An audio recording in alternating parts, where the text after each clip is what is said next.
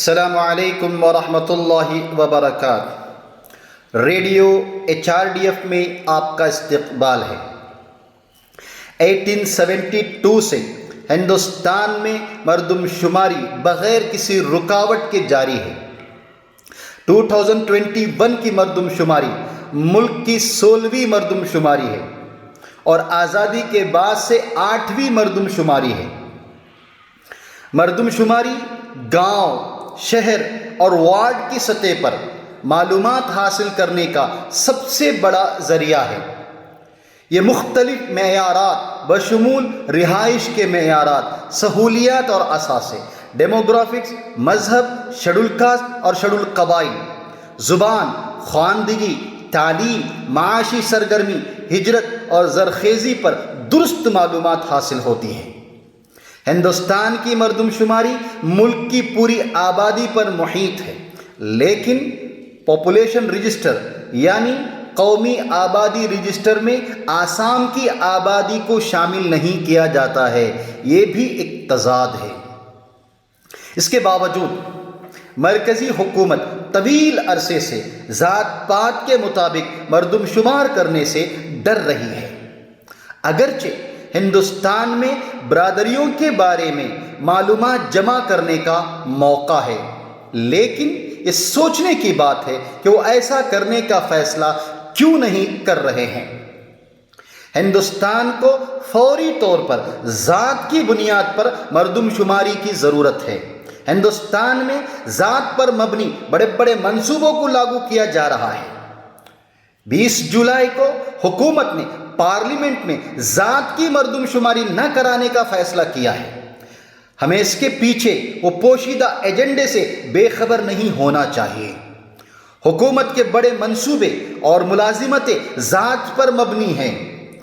1951 سے دلتوں اور آدیواسیوں کے بارے میں صرف ذات کی معلومات اکٹھی کی گئی ہے تاکہ تعلیم اور سرکاری نوکریوں پر توجہ مرکوز کرنے والے مؤثر ایکشن پروگراموں کا حصہ بنایا جا سکے، لیکن ہندوستانیوں کا ایک چوتھا ہی بھی ذات کا ڈیٹا اکٹھا نہیں کیا گیا ہے۔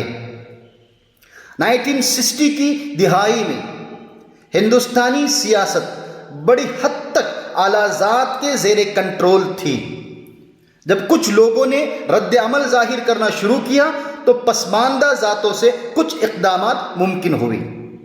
1979 میں ہندوستان کی پہلی کانگریس حکومت نے بہار کے سابق وزیر اعلیٰ BP منڈل کی سربراہی میں ایک کمیشن مقرر کیا تاکہ سماجی اور تعلیمی لحاظ سے پسماندہ افراد کا جائزہ کیا جا سکے، جیسا کہ کمیشن نے طے کیا ہے۔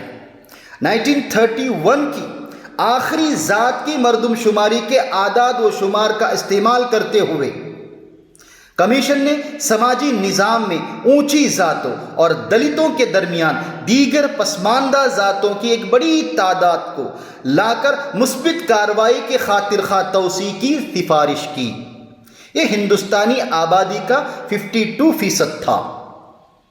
1990 میں ہندوستان کی دوسری کانگریس کی حکومت نے ایک رپورٹ منظور کی جس میں دیگر پسماندہ طبقات کا ایک نیا طبقہ شامل تھا۔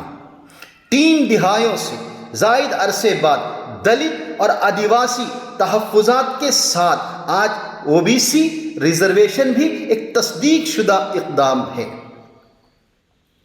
پچھلے کچھ سالوں میں مختلف ذاتوں کی طرف سے ریزرویشن کا مطالبہ کرتے ہوئے زبردست تحریکیں چل رہی ہیں۔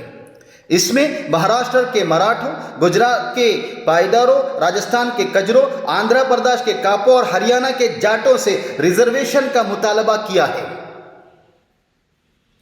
2016 میں ہریانہ میں جاٹ تحریک نے کھڑی ہوئی جس میں ریاست بھر میں فسادات میں 30 افراد ہلاک ہوئے۔ اگرچہ ہندوستانی قوم کے مستقبل کے منصوبوں کے لیے اہم معلومات جمع کرنے کے لیے ذات کی مردم شماری ضروری ہے، لیکن ذات کی مردم شماری سے پیچھے ہٹنے سے کئی شکوک و شبہات کو جنم دیا ہے۔ ذات پات کا نظام ذات کی مردم شماری سے خوفزدہ ہے۔ کیوں؟ کیونکہ یہ اونچی ذات کے ہندوؤں کے سماجی، تعلیمی اور معاشی فوائد کو بے نقاب کرتا ہے۔ 2015 میں اکنامک ٹائمز نے رپورٹ پیش کی کہ سماجی و معاشی اور ذات پات کی مردم شماری سے پتہ چلتا ہے کہ ہندوستانی آبادی کا ایک بہت چھوٹا طبقہ اعلیٰ ذات کا ہے، لیکن حقیقت یہ ہے کہ اقتدار اور روزگار کے دائرے میں اعلیٰ طبقے نے دوسرے طبقات کے حقوق حاصل کر لیے ہیں، وہ سب پر قابض ہو کر بیٹھا ہوا ہے۔ أشرقت نفسي بنور من فؤادي